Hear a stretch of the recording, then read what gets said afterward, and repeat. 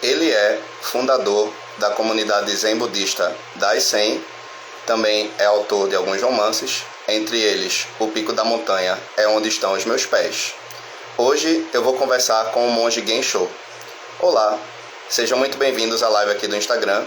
Eu me chamo Rafael Solon, sou produtor de conteúdo audiovisual para a plataforma do YouTube com o canal Leitura em Imagem. Aqueles interessados em conhecerem mais sobre o meu trabalho, o link está disponível aqui na bio do Instagram. Vamos fazer o convite para o monge Gensho participar.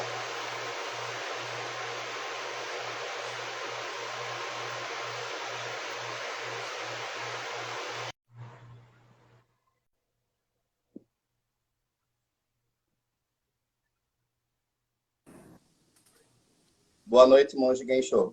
Boa Como vai? noite, como vamos? Muito obrigado por ter aceitado o convite para participar da live de hoje. É um prazer, Rafael. Primeiramente, antes de começarmos a live, gostaria de avisar para aqueles que estão participando que o período da live vai ser das 7 até as 8 horas da noite. Então, quando chegar nos 20 minutos finais, eu vou abrir aqui o chat para que aqueles que estiverem participando possam fazer perguntas para o monge Gensho. Monge, para a gente iniciar a conversa, eu gostaria primeiramente de falar a respeito da comunidade Daisen. Ela completou 20 anos neste ano de 2022. Então, para iniciarmos a conversa, eu gostaria de saber sobre a origem do Zen budismo e qual a sua ligação com outras vertentes budistas.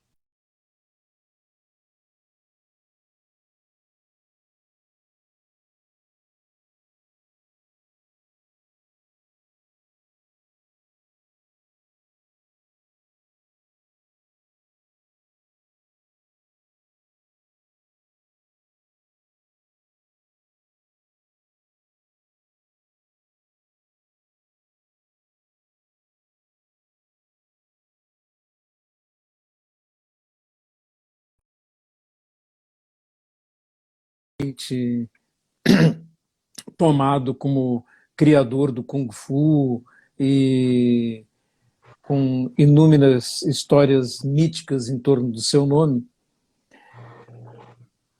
teve um discípulo importante, Taizo Eka, que expandiu o ensinamento budista, o ensinamento do Zen, passando adiante numa cadeia ininterrupta de mestres até, no caso, o meu nome, por exemplo, na minha linhagem. Eu sou 95º desta linha de mestres desde Shakyamuni Buda, que estaria aí uns 500 anos antes de Cristo. Então, o Zen budismo é uma espécie de revolta contra o excessivo escolasticismo que o budismo havia atingido nos seus primeiros 1000 anos, com fundação de universidade, com discussão filosófica, com múltiplas linhas competindo entre si, com grande discussão de termos e de doutrinas. O Zen quer voltar à experiência meditativa e por isso ele se tornou conhecido como o Zen budismo, ou seja, a escola da meditação, a escola focada no resultado da experiência meditativa, na modificação da mente. Isso é a origem do Zen budismo e a sua história de desenvolvimento na China e no Japão provém deste momento da chegada de Bodhidharma. Ele vai chegar no Japão 600 anos depois, por volta de 1200, e vai chegar no Ocidente também 800 anos depois. Ok. Como aconteceu o seu primeiro contato com o Zen budismo? Bom, eu fui assistir uma palestra de um monge Zen, um japonês, numa escola de karatê. E a minha sensação ao ouvir suas respostas era que pela primeira vez alguém não estava tentando me fazer acreditar em alguma coisa, não é? Em um Deus, em um Salvador, um profeta, ou alguém que tinha algo recebido dos céus, porque Buda foi um homem como nós e todas as suas conclusões provêm da sua atividade meditativa e do seu pensamento. E a construção do budismo toda decorre do pensamento de homens que argumentaram e falaram a respeito dos assuntos da sabedoria. Então não se trata de uma revelação divina ou coisa qualquer desse tipo. E eu gostei muito desse aspecto do Zen. Houve dificuldades para trazer esses ensinamentos para a nossa cultura latino-americana? Eu acho que o Ocidente estava um pouco sedento disso, né? Porque não tínhamos senão religiões baseadas em crenças, não é? Em fé.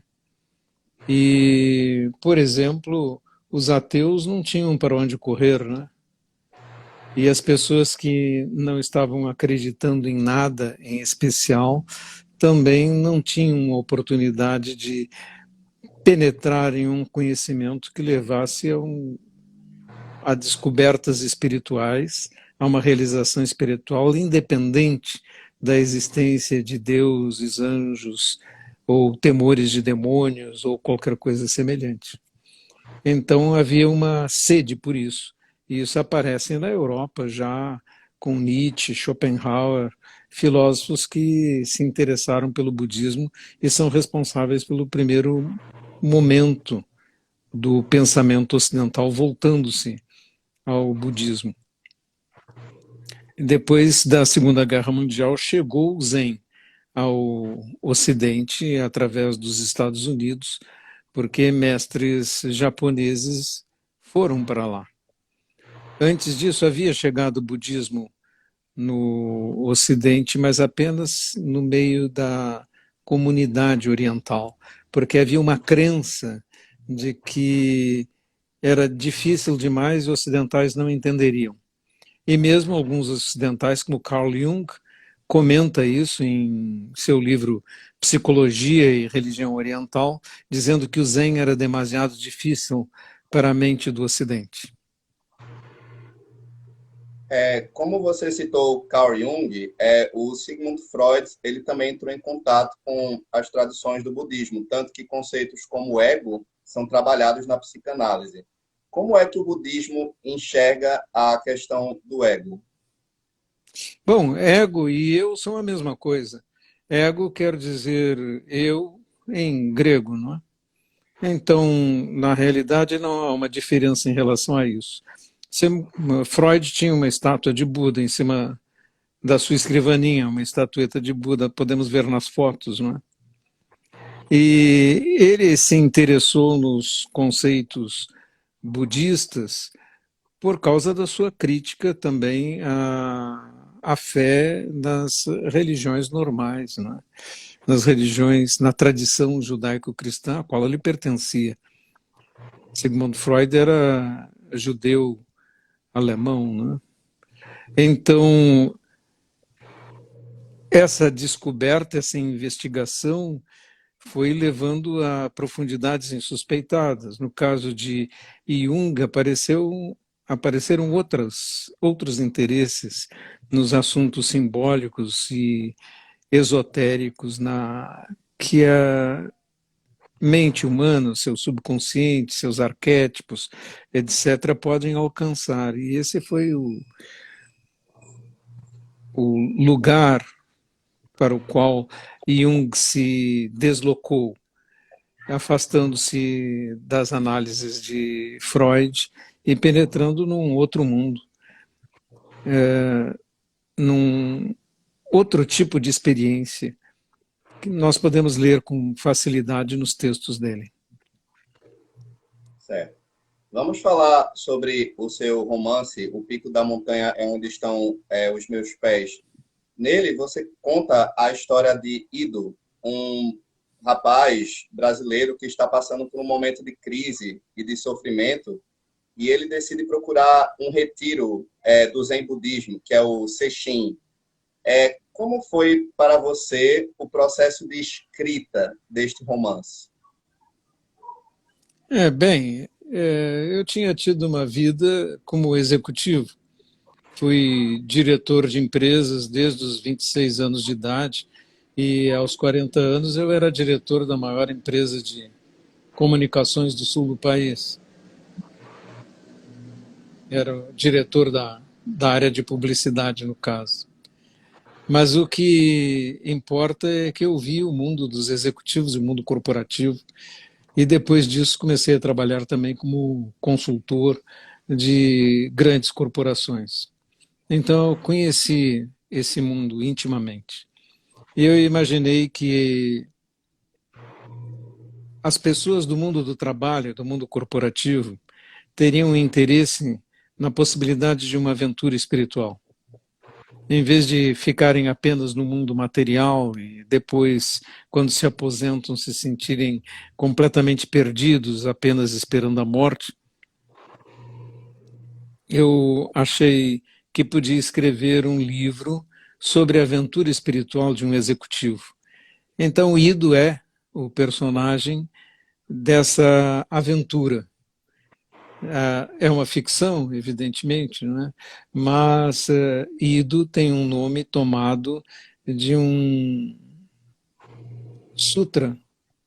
Existe um sutra famoso, uma escritura budista, o Sutra do Coração da Sabedoria, que termina com uma frase em sânscrito: Gate, Gate, Paragate, Parasangate, Bodhisvaha. Não é? Mas Gate, Gate, em sânscrito, pode ser traduzido como ido, aquele que foi, não é? E essa frase quer dizer idos, chegados a outra margem, a iluminação. Salve, né? Achamos a iluminação. Né? Então, ido é aquele que está procurando chegar a outra margem, atravessando o rio da ignorância. E, em razão disso, eu acabei de escrever, semana passada, um livro que é uma continuação do Pico da Montanha. E o título é Além do Pico da Montanha, Ido chega a outra margem. O subtítulo. E essa obra, O Pico da Montanha, acabou sendo extremamente bem sucedida, há anos muito bem vendida no Brasil. Nós temos uma editora nossa que tenho, para quem eu doei, editora da comunidade budista, a quem eu doei os direitos do livro. Ela vende esse livro sem parar e ele já foi traduzido para o inglês, para o francês, para o alemão, para o espanhol. E, portanto, foi uma obra bem sucedida no seu propósito. Certo. Como você falou, existem algumas referências ao budismo no livro, como o Sutra do Coração. Neste sutra, é trabalhado conceitos como a vacuidade. Bom, os sutras falam da vacuidade, mas nós teríamos que saber o que é vacuidade, não é? O que o vazio budista é a noção de que todas as coisas são interdependentes, interconectadas, não existem sozinhas por si mesmas, e toda noção de um eu, seja imposto a uma coisa, quando eu digo uma mesa, mas também quando imposto a uma pessoa, quando eu digo um homem, é uma referência a um ser constituído de agregados, de uma porção de coisas juntas. E esse eu é apenas uma construção e, portanto, é ilusório. E o conceito de vacuidade quer dizer não existe um eu inerente em coisa alguma no universo, nem para nós mesmos. Nós todos somos interconectados, interdependentes, participantes de um todo muito maior, de um absoluto maior, E a nossa noção de um eu particular e separado não passa de uma das mais ilusórias crenças da mente humana. A ignorância, ela está relacionada com as delusões que fazem a humanidade não perceber a interdependência das coisas? Sim, as ilusões são o conjunto das nossas visões errôneas a respeito da realidade. E a ilusão de acreditar em si mesmo como um eu separado, uma das ilusões mais persistentes. Por causa dela mesmo, se criou, por causa do medo da morte, a fantasia de que nós temos uma alma eterna que sobrevive a todos os eventos e que continua depois, vai para um paraíso, para um inferno, continua em outro plano, ou renasce, ou qualquer coisa assim. Essa noção de uma alma eterna contraria a noção budista, que diz que não existe um eu eterno, nem nenhuma coisa que seja imutável. Tudo é fluxo, contínua mudança, e nós estamos em mudança, e, portanto, não podemos dizer que existe um eu sólido e permanente dentro de uma alma ou em lugar algum. O primeiro discurso de Shakyamuni Buda, ele fala sobre as quatro nobres verdades e sobre o caminho óptimo. Nesse discurso, existe menção à questão do apego aos prazeres sensórios como causa do sofrimento? Seria isso? Onde você colocar seu coração, lá estará seu sofrimento. Você sabe disso, né? Se você amar muito a comida, quando for privado de comida, ou quando ficar doente e não puder comer de tudo, vai sofrer. Se você amar muito uma pessoa também, quando ela for-se embora ou morrer, você vai sofrer. Tudo, absolutamente tudo, onde você coloca seu coração, seu apego, é fonte do seu sofrimento. O que Buda disse não foi que a vida é sofrimento. Ele disse que a vida é dukkha. E dukkha em sânscrito significa insatisfatória, cíclica. A vida é insatisfatória porque está em contínua mudança. Nada do que você gosta vai durar para sempre. Seu carro vai enferrujar, sua casa vai ter o telhado danificado por uma ventania, o seu corpo que você ama vai envelhecer e vai ficar doente, as pessoas que você ama um dia podem ir embora, podem falecer, podem envelhecer também. Então, nada é seguro. Então, a vida é cíclica e insatisfatória. É isso que ele disse. E que se existe uma causa para o sofrimento, essa causa pode ser resolvida. E esta causa ele identificou como esse nosso agarramento teimoso à permanência das coisas. E, de certa forma, ele diz que a compreensão da impermanência pode nos levar à liberação deste aprisionamento mental que nos leva à depressão, ao medo, à ansiedade e também, no limite, ao desejo de uma crença qualquer que nos socorra, que nos salve, dizendo que nós vamos viver para sempre, que nosso eu continua, que vai ganhar um corpo novo depois da sua morte, etc. Né? O que é, na verdade, uma fantasia. Como o Zen budismo enxerga o pensamento científico, como a teoria do Big Bang e a relatividade de Einstein?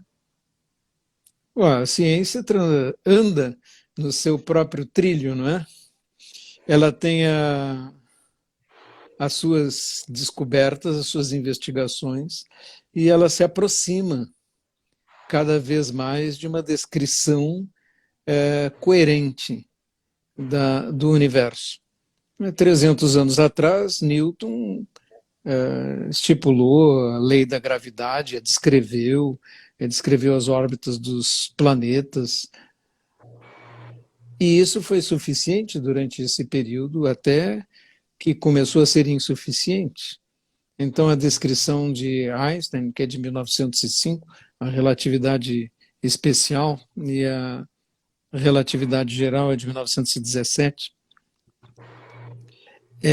fez uma revolução do ponto de vista do mundo macro, que continuamos usando hoje, e é bastante efetivo em muitos aspectos, mas era insuficiente para o mundo micro que começávamos a investigar. Então, em 1930, com o discurso de Copenhague, começa a revolução da física quântica, que muitas pessoas confundem com alguma coisa espiritual. Então, aparecem as coisas mais absurdas sendo ditas a respeito, usando a palavra quântico, né? Tem coach quântico, tem massagista quântico, tem cartomante quântico, etc. e tal, né? O que é realmente risível, porque não é isso de que a física quântica na realidade trata. Alguns aspectos dela podem ser confundidos com descrições mais abrangentes, mas isso já aconteceu antes com a eletricidade, com o magnetismo. É uma mania da humanidade querer cientificizar as coisas, né? Transformá-las em mais palatáveis ou dar-lhes algum selo de credibilidade da ciência, quando não é isso que a ciência se presta. A ciência se presta a uma dúvida contínua, uma descrição sempre revisada da realidade. Então, o budismo não conflita em nada com a ciência, acha que a ciência vai muito bem nos seus trilhos, não é? E, curiosamente, as descrições do universo presumíveis nos textos budistas antigos, dos grandes meditadores, de um universo cíclico, extremamente longo, muito de tempos imensuráveis, e também do fato de que as realidades são duvidosas e as nossas descrições da realidade são questionáveis. Todos esses aspectos, inclusive aspectos sobre o tempo, sobre o fato do tempo ser discutível, como no aspecto de ser algo que anda do passado para o futuro, como uma flecha, não é? Ser um ponto contestado por um mestre como Dogen, do século XIII, 1200 e pouco, né? Ele escrevendo que o tempo era um ponto que continha o presente, o passado e o futuro, e que era uma ilusão que o tempo transcorria. Esse tipo de afirmação só está aparecendo agora, no século XXI. Né? E é muito interessante que os textos de grandes meditadores falem de aspectos como esses, mas isso não significa que esses textos endossam a ciência moderna e tampouco significam que a ciência moderna tem algo a dizer a respeito do budismo, porque, como eu falei no início da minha peroração, né, andamos em trilhos diversos, estamos trabalhando em âmbitos diferentes. Ok. Com relação ao processo de isolamento do mundo civilizado, em muitas tradições do budismo, existe essa necessidade de afastar-se da civilização para fazer a prática em monastérios. Existe um motivo para esse processo de isolar-se da civilização, isolar-se das atividades sociais? Isolar-se, no caso do Zen, não das atividades sociais, porque os monastérios são cenobíticos, né? Como os monastérios católicos, monastérios onde se convive em grupo, né? Embora você pratique, por exemplo, o silêncio, não fale, ainda assim você está junto com outras pessoas. Do outro lado, Isso trata-se de disciplina para a investigação da própria mente, mas a atuação do homem tem que ser em sociedade. E o ideal budista, do todo o budismo Mahayana, é voltar-se de todas essas grandes escolas, com exceção da escola Theravada do sul da Ásia, o ideal é o Bodhisattva, alguém que se dedica aos outros e que não recusa a tecnologia de forma alguma. Seria absurdo para mim que eu me recusasse a falar aqui no Instagram agora.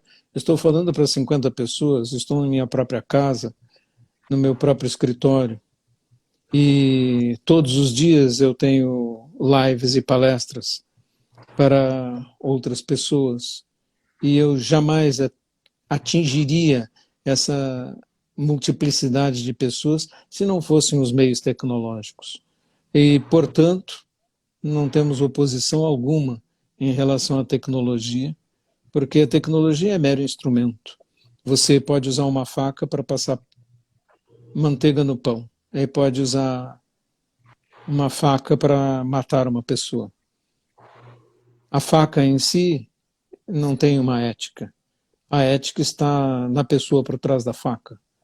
E a mesma coisa aqui em relação à tecnologia de comunicações que estamos usando. A tecnologia não é boa nem ruim. Bons ou ruins podem ser as pessoas que a usem e para que a usam. Tá certo. O que separa um Buda de um Bodhisattva? Teoricamente, um Bodhisattva é um ser de compaixão, né? Dedica-se a salvar outros seres do seu sofrimento, ensinando e ajudando os outros seres. Um Buda completou profundamente sua tarefa e libertou-se de todo o karma, e assim ele não tem sequer o impulso de retornar, porque para um Buda não existem mais outros seres. Ele e todos os outros seres são apenas uma única coisa. Então ele pode libertar-se desse ciclo contínuo de manifestações e não se manifestar novamente. Lembrando que cada uma dessas manifestações é kármica, não se trata de um eu voltando ou de um espírito ganhando um novo corpo. Não se trata disso, trata-se apenas de um impulso de manifestar uma nova existência que o universo usa a seu bel prazer. Monge Gensho, eu separei algumas perguntas de alguns dos meus inscritos, e como a gente chegamos à metade da live, basicamente, eu vou aproveitar esse momento para fazer cada uma das perguntas que foram separadas. Tudo bem? Vamos lá, desde que eu A saiba as primeira respostas. Vamos lá. Uma das primeiras perguntas que um dos inscritos fez foi o seguinte: existe algum livro sagrado no Zen Budismo? O Zen Budismo, Sim. o Zen diz, o Bodhidharma diz, numa célebre entrevista dele com o imperador Wu, não há nada que possa ser chamado de sagrado. Porque se tudo é sagrado, nada é sagrado. Veja, a água que nós bebemos é sagrada, não é? Uhum. O ar que respiramos é sagrado, não é? As outras pessoas, os outros seres vivos são sagrados, não é? Por que eu diria que um livro é sagrado? Um livro é a obra de um homem com coisas escritas. Sempre de um homem. Não foi revelado por nenhuma divindade. Portanto, não existe um livro sagrado, e todos os livros e todos os discursos, todas as afirmações, inclusive as minhas, nessa palestra, são coisas que podem ser questionadas. O budismo é aberto ao questionamento e jamais queimou aqueles que discordavam de alguma doutrina. Todas elas tiveram o direito de sobreviver e tentar sobreviver ao embate dos tempos. Na realidade, poucas sobreviveram porque foram esfriando, morrendo com o tempo, sendo contestadas. Então, nem posso dizer que existem livros sagrados, nem palavras sagradas, nem ensinamentos sagrados, nem homens sagrados, porque todos somos sagrados. Uma outra pergunta que separaram foi com relação a se as artes marciais elas têm alguma ligação com o Zen budismo. Como o Zen e o budismo penetraram fortemente na China e depois no Japão, e nesses lugares as artes marciais foram desenvolvidas, a filosofia do Zen penetrou profundamente nas artes marciais. Mas hoje o que nós vemos é muito mais marcial e menos arte, porque as técnicas das artes marciais foram transformadas em técnicas de luta, em competições tipicamente ocidentais. E a noção de arte ou de caminho espiritual dentro de uma arte está em grande parte perdida e é difícil de ser encontrado. É difícil encontrar mestres que estão se ensinando a arte marcial. Certo. Outra pergunta que foi muito colocada entre os meus inscritos foi: é religião ou filosofia? Ficou essa pergunta. Como você é religião ou filosofia? Nenhuma das duas palavras vai descrever o Zen adequadamente, né? Porque religião vem do latim religare, ligar algo que estava desconectado, não é? Outras versões dizem que vem da palavra religio, né?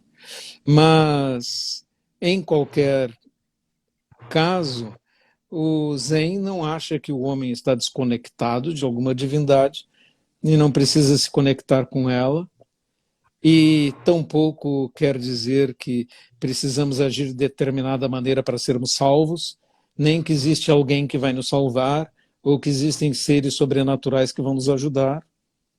O Zen diz que não, você é responsável por você mesmo, por sua mente, você tem que se esforçar e treinar para se libertar das suas amarras, que você mesmo é que criou.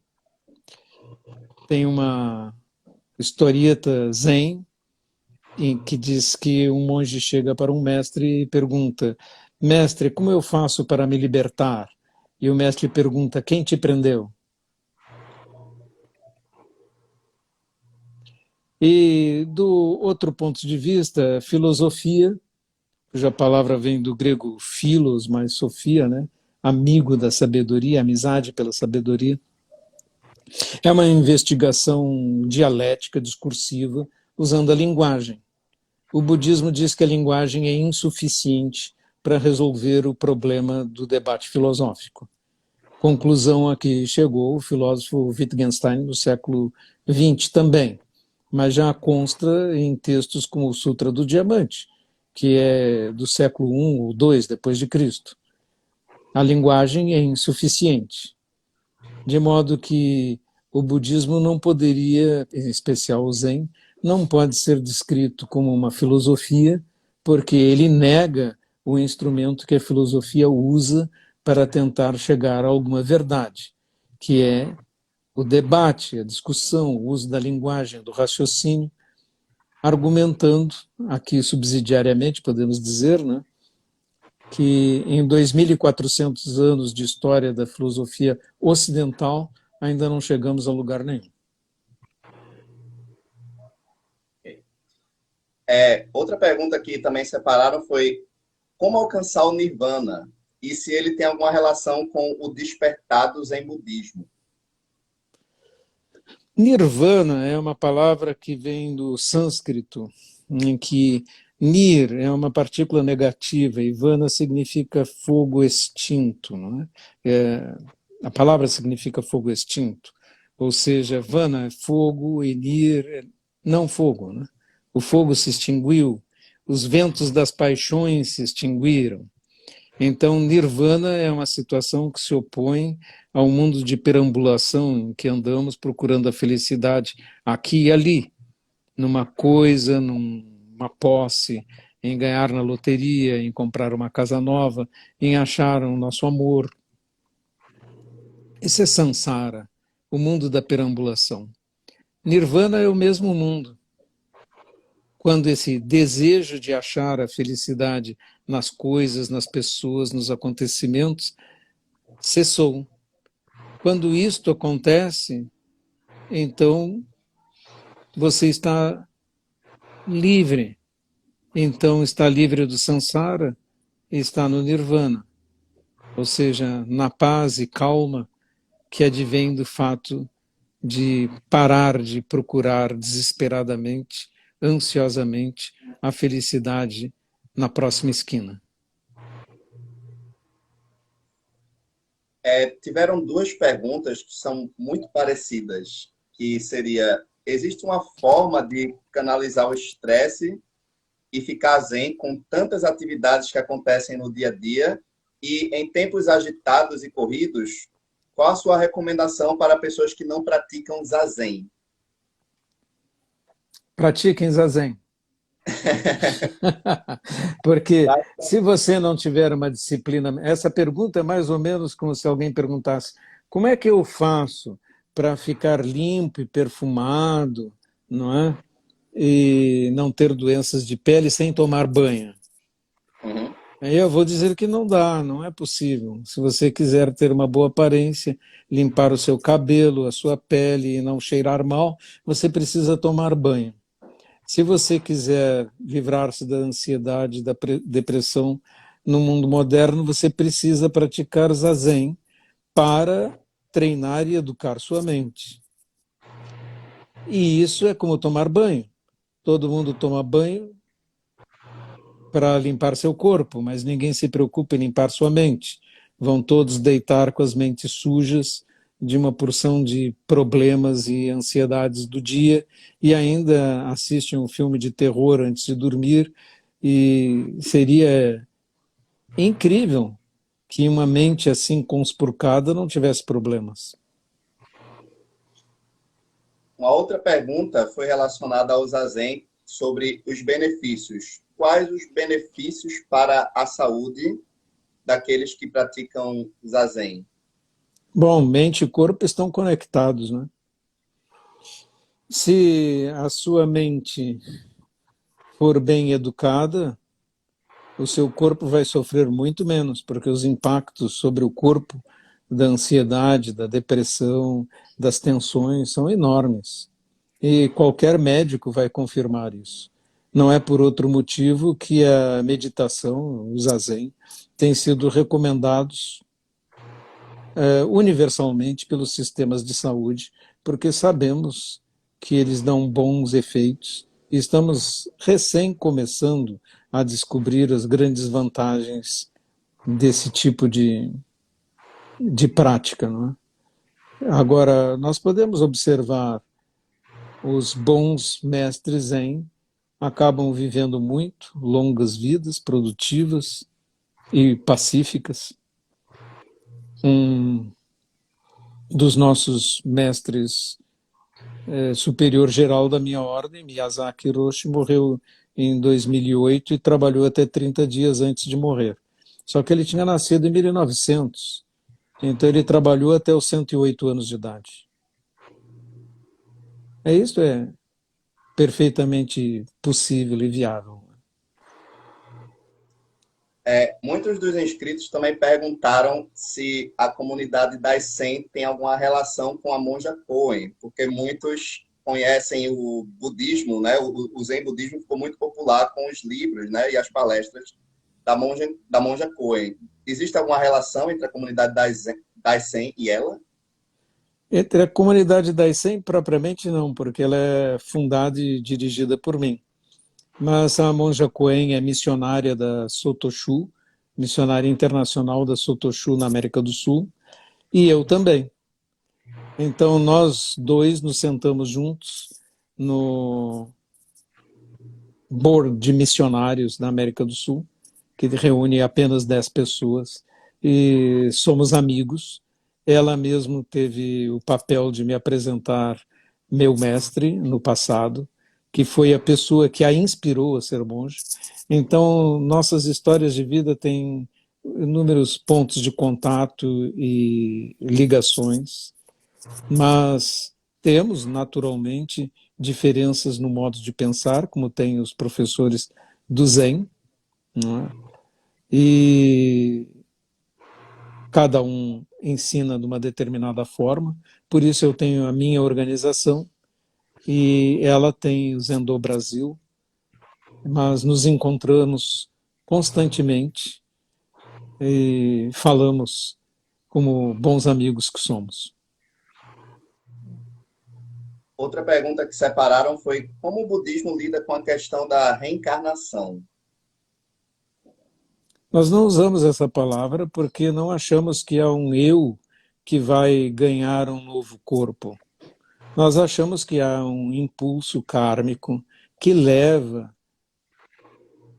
a novas manifestações, mas que o eu desta vida você esquece. Você esqueceu sua vida passada. Essa vida é uma vida nova, uma nova oportunidade, e que bom que você esqueceu. Numa vida mesmo, seria muito bom se a gente pudesse esquecer as coisas erradas que fizemos nessa vida, não é? Há coisas que eu gostaria de esquecer. E então, nós não usamos a palavra reencarnar, porque parece que alguma alma ganhou uma carne nova, e não é nada disso. Então, nem reencarnação, nem renascimento me parecem palavras adequadas, e eu prefiro usar uma nova manifestação kármica, que a única coisa que permanece dessa vida são as suas ações, os frutos nela, que levarão até a próxima. Eu tenho 74 anos agora, e o fim dessa vida vai se aproximando, não é? Então, espero construir boas ações para que minha nova manifestação, que terá outro nome, não se lembrará de nada desta, etc., e não é uma alma, mas que novas manifestações possam usufruir de bons resultados que eu tenha deixado nessa vida e que os maus sejam suplantados pelos bons. No caminho óctuplo, é mencionado a questão das condutas que são corretas. No Zen Budismo, existe uma forma correta de se viver? Ações corretas de serem vividas? Bom, ações corretas são ações que não causam sofrimento, né, aos outros seres, né? Então, você deve colocar sempre o parâmetro de: estou causando sofrimento ou não? Estou prejudicando o planeta ou não? Estou fazendo algo para que esse mundo seja melhor? E colocar numa balança, afinal de contas, se todas as pessoas agissem como eu estou agindo agora, como seria o mundo? Eu escolhi, por exemplo, ser vegetariano há muitas décadas. E isso tem um grande impacto na Terra. Se todas as pessoas fossem vegetarianas, 70% das terras no Brasil que são desmatadas não seriam mais, porque não seriam necessárias, porque 70% da terra é desmatada para se colocar gado em cima, para produzir carne, e nós matamos esses animais sem sequer cogitar dos seus sofrimentos. Há leis dizendo que não podemos maltratar cães e gatos, mas não tem nenhuma lei dizendo que não podemos maltratar bezerros, bois, vacas, não é? Cavalos. Então nós os matamos em matadouros, que são lugares horríveis, como os campos de extermínio nazistas. E nós fingimos que não é conosco, mas nós teríamos uma arma para mudar o mundo se todos tomassem a mesma opção. Não tenho a ilusão de que todos tomem, mas acredito que nós devemos fazer a nossa parte. Talvez ela se espalhe. Quando eu era jovem, poucas pessoas eram vegetarianas. Hoje, 15% das pessoas são. E nos restaurantes já tem pratos vegetarianos. O mundo está mudando devagar, mas está. Para o Zen budismo, existe algum fator causador do egoísmo que fez a humanidade ter essa necessidade de consumir as posses e os recursos do planeta? Nós somos egoístas naturalmente, né? Quando nós éramos poucos, o peso disso era insignificante. 200 anos atrás, lá na época de Napoleão, por volta de 1800, a população da Terra era 800 milhões de habitantes. Então, o impacto dessa população sobre o planeta não era significativo. Nós ficamos muito poderosos e hoje somos 8 bilhões. Este ano chegaremos a 8 bilhões de habitantes. Isso é demais para o planeta. O planeta é pequeno, restrito e não pode suportar uma pressão tão grande sobre os recursos naturais. O egoísmo é da natureza humana. Pode ver que todos os sistemas baseados no egoísmo não precisam propagandistas. Eles sobrevivem por si mesmos. São os sistemas idealistas que têm pregações, pressões e tudo mais, e inevitavelmente fracassam ou degeneram em ditaduras ou coisas assim, porque os idealistas deixam-se levar pelos seus próprios egoísmos e tornam-se autoritários, totalitários, ditadores, guerreiros, qualquer coisa. Infelizmente. Então, o egoísmo nos permitiu sobreviver como espécie. E todas as espécies se comportam assim, de forma egoísta. Mas nós tivemos um sucesso demasiado. E é isso que nós deveríamos tratar de pensar, porque deveríamos ser menos pessoas em cima da Terra. Então, precisávamos limitar o nosso número muito mais, porque estamos vivendo muito mais. E o simples fato de vivermos mais aumenta a população e as demandas na Terra. Ok. A outra pergunta que um dos meus inscritos quis fazer é com relação a... você poderia recomendar alguns livros ou filmes que possam ajudar a conhecer mais sobre o Zen budismo? Bom, eu vou recomendar os meus livros. O Pico da Montanha, onde estão os meus pés, é um livro que eu escrevi para iniciantes. E ele está disponível na loja da Daisen, é facilmente encontrado através da internet. O Caminho Zen é um outro livro também, que se destina àqueles que já aprenderam alguma coisa sobre o budismo e querem entender o caminho do Zen. Lá tem perto de 40 palestras esmiuçando os temas de que estamos falando. Há outros livros que eu poderia recomendar, como Duvidar da Própria Compreensão também, de um amigo meu, Densho Quinteiro, que está disponível na internet também, em português. E de um aluno meu, As Horas Mortas, é um livro de poesias e de teses, muito interessante. Ele é um mestre em filosofia e seria muito bom que pudessem ler esses livros. Outra pergunta que também fizeram é sobre o que é karma e se existe algum conceito de pecado no budismo. Não, pecado é um termo que tem sentido quando você peca contra os mandamentos de uma lei dada por uma divindade. Como não existe uma divindade que explicite leis. Para os budistas, o conceito de pecado não existe. Você não pode pecar contra nenhum mandamento divino, porque não existem mandamentos divinos. O que não quer dizer que a ética no budismo seja frouxa. Pelo contrário, ela é muito aguçada, porque ela se refere ao karma. E karma significa ação, literalmente. E todas as ações têm consequências, dão frutos. Então, todas as suas ações terão frutos. E não existe ninguém para perdoar você para as consequências das suas ações. As suas ações vão frutificar.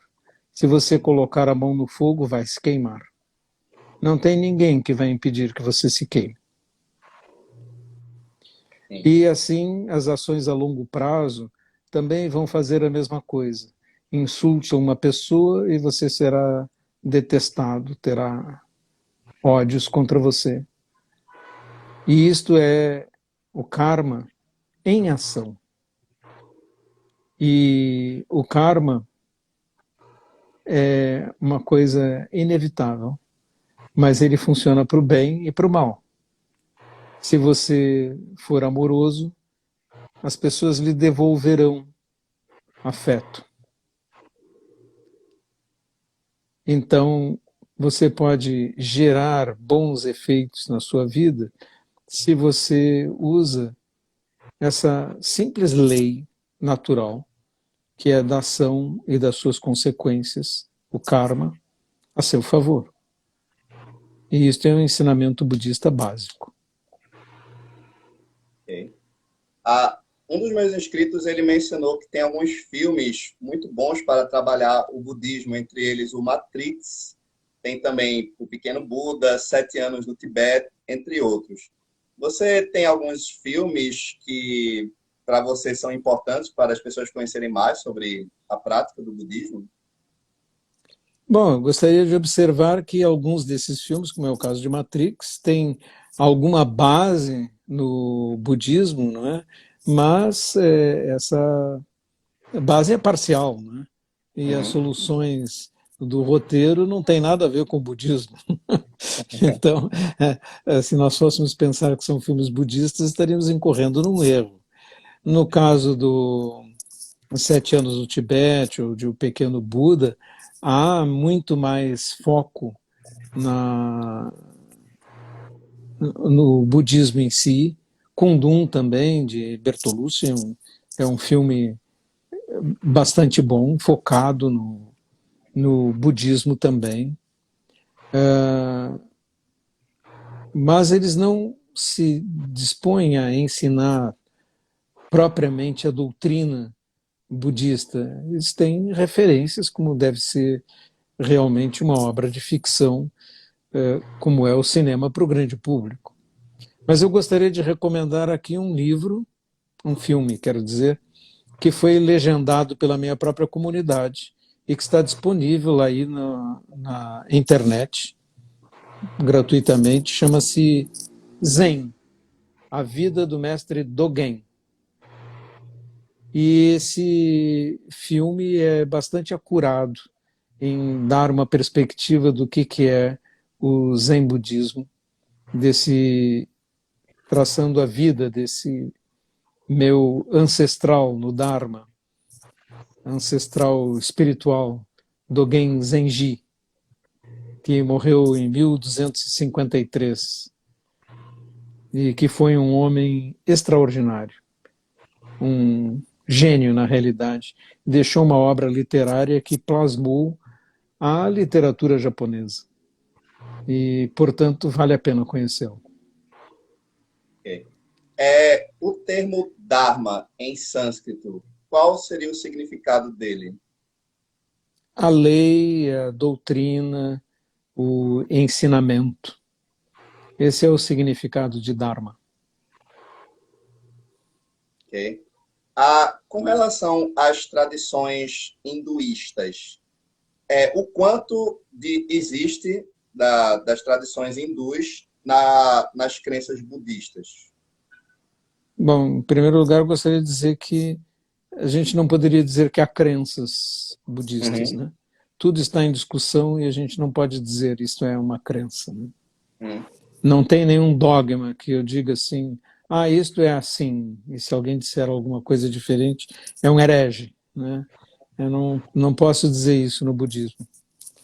O budismo cresceu dentro da Índia e há elementos como palavras, inclusive, como karma, dharma, que são palavras do sânscrito e que é a língua clássica dos Vedas e que está atrás da multiplicidade de línguas hindus.